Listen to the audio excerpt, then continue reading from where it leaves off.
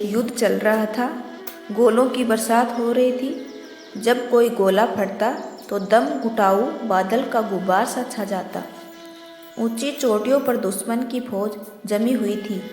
उन्होंने समझौते के विपरीत चोरी चोरी धोखा देकर हमारी चोटियों पर कब्जा कर लिया था।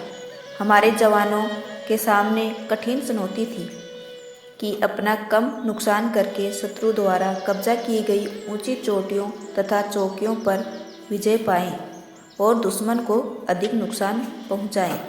स्थिति चुनौतीपूर्ण थी, लेकिन साहस और वीरता के आगे बोनी थी। जो ऊंचाई पर होता है वह सबल व सुरक्षित होता है।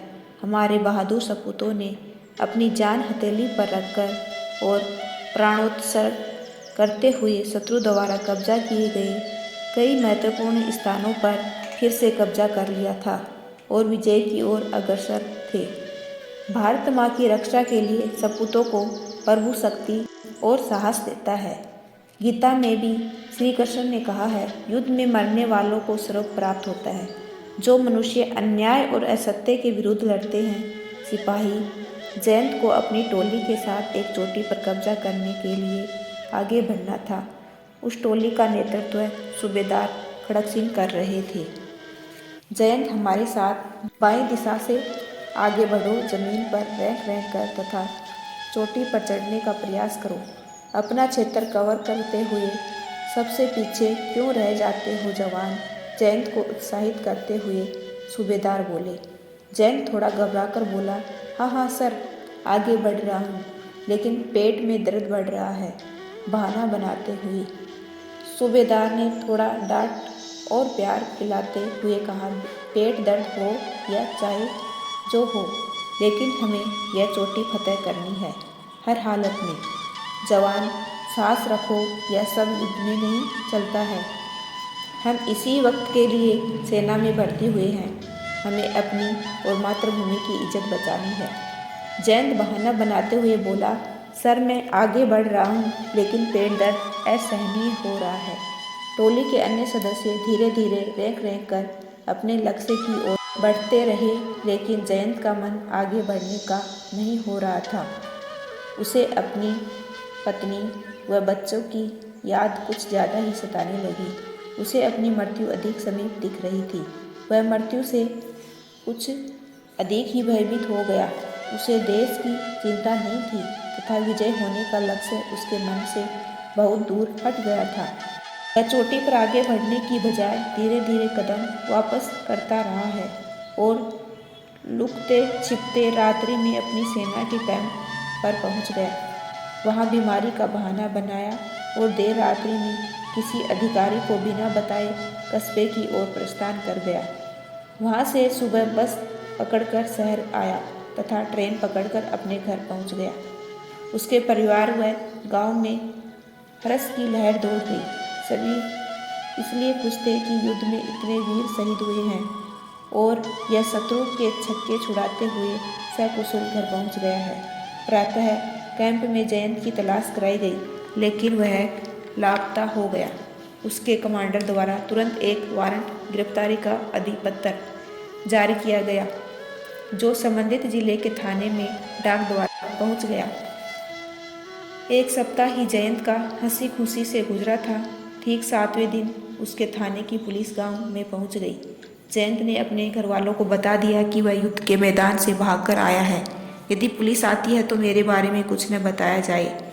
मैं कुछ दिनों में युद्ध समाप्त होने के बाद स्वयं हाजिर हो जाऊंगा। वैसे वह खुद भी चौकन्ना रहता।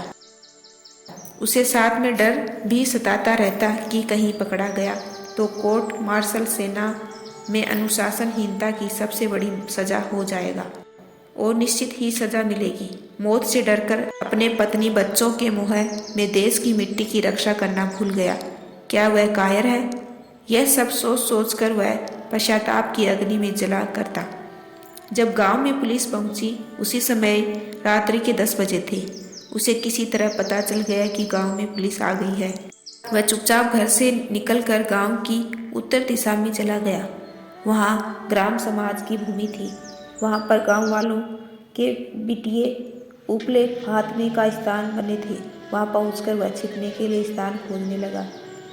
पुलिस ने जयंत के घर की तलाशी ली। जयंत घर पर नहीं मिला।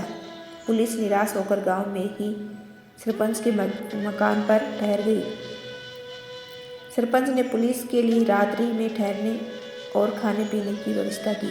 पूरे गांव में यह चर्चा आग की तरह फैल गई कि जयंत सेना से भगोड़ा हो गया है।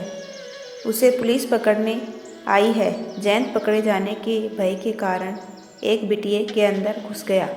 उस बिटिया के एक तरफ की थोड़ी सी जगह उपले निकालने के लिए खुली हुई थी। जैसे ही उसका दाहिना पैर बिटिया के अंदर पड़ा, उसे नाग ने डस लिया और वह जयंत को काटकर तुरंत बिटिया में ही अंदर छिप गया। जयंत डर कर वहाँ से भागा नहीं, लेकिन बिटिया से बाहर निकल आया। उसे बेहोशी सी आने लगी और वह वहीं लुढ़क गया। उसे डर था कि पुलिस को पता चल गया तो उसे तुरंत पकड़कर ले जाएगी। गांव में वह मुँह दिखाने के काबिल न रहेगा तथा बहुत बदनामी भी होगी, इसलिए उसका शोर भी खामोशी में बदल गया। चाहते हुए भी डर के मारे इलाज कराने कहीं नहीं गया। प्रातः के 5 बज गए थे। संता गांव की एक महिला गोबर भरी टोकरी को सिर पर रखकर उपले पाथने के लिए अपने बिटिया के पास आई। तब देखते ही उसके पैरों की जमीन खिसक गई कि यह तो गांव का जयंत है, जिसे पुलिस तलाश रही है, जो यहाँ मृत हालत में पड़ा है। उसका रंग नीला पड़ गया है। वह आश्चर्यजनक दृश्य देखने के बाद उसके सिर से अचानक गोबर की टोकरी नीचे गिर गई। वह घबराते हुए अपने घर आई और घटना बताई। पूरे गांव में यह बात हवा की तरह फैल गई। सभी बिटिया की तरह दौड़े। पुलिस भी गांव में मौजूद थी। उन्हें भी घाटेदार नींद से जगाकर सरपंच ने सारी बात बताई। सरपंच और पुलिस सभी मौके पर आए। सभी यह दृश्य देखकर हस्तप्रभ रह गए। भीड़ में खुसर फुसर होने लगी। सब अपनी अपनी मनगढ़ंत कथाएं गढ़ने लगे। सभी को जयंत कायर नजर आया। सभी की नज़रों में वह भगोड़ा हो गया, इसलिए कोई विलाप नहीं कर रहा था। पुलिस अपनी कानूनी कार्रवाई में लग गई। जयंत की पत्नी बिट्टो व उसके माँ पिता के आंसू नहीं थम रहे थे। जमीन भीग रही थी, लेकिन जयंत का 12 वर्षीय पुत्र विजय सिंह, जो 7वीं कक्षा का छात्र है, अपने पिता की लाश को गंभीरता से देख रहा है। उसकी आंखों के आंसू सूख गए हैं। वह पिता के शव को एकटक देखे ही जा रहा है। उसके घरवाले व उपस्थित जनसमूह भी हैरान है कि विजय सिंह अपने पिता की मृत्यु पर विलाप नहीं कर रहा है। लाश को जैसे ही पुलिस वाले शव विच्छेदन पोस्टमार्टम कराने के लिए उठाने लगे, वैसे ही विजय के मुख से कुछ शब्द फूट पड़े हैं। काश पिताजी, यदि आप देश की सेवाओं पर शत्रु के दांत खट्टे करते करते प्राण न्यौछावर करते तो गांव व देश का नाम ऊंचा होता। आप निश्चित ही मौत से डर गए और यहाँ भी मौत ने अपना पीछा नहीं छोड़ा। उसके दोनों हाथ प्रार्थना की मुद्रा में थे। वह अपने पिता के शव को एकटक देखे जा रहा था। उपस्थित जनसमूह उस बालक की बात सुनकर स्तब्ध था कि इस बालक में देश की रक्षा के प्रति कितने अटूट भाव हैं। ऐसे ही वीडियो देखने के लिए चैनल को सब्सक्राइब कीजिए। Thanks for watching.